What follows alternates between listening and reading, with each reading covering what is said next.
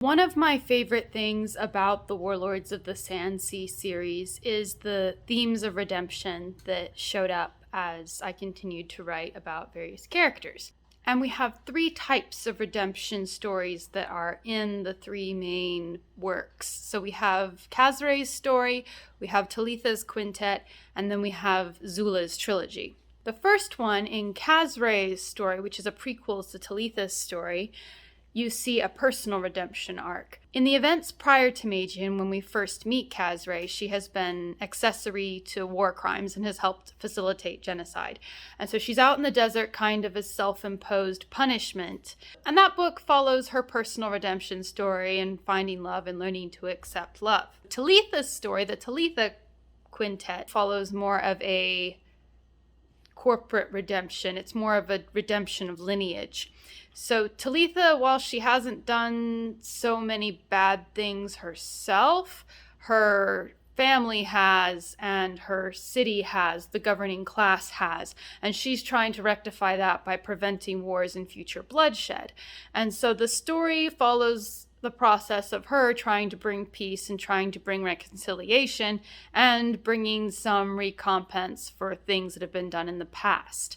Usually when I see redemption of lineage in stories and books and media, it's the situation where the family in question has been wronged. But in Talitha's story, it's more of her family were the ones who were doing the wrongs and she's trying to make it right. And that's one of the things that I think makes it so compelling and why I'm so proud of Talitha's story. The third example, Zula's trilogy. So in Zula's trilogy, we combine the first two types of redemption stories. So Zula's story is a redemption of lineage as well as a personal redemption.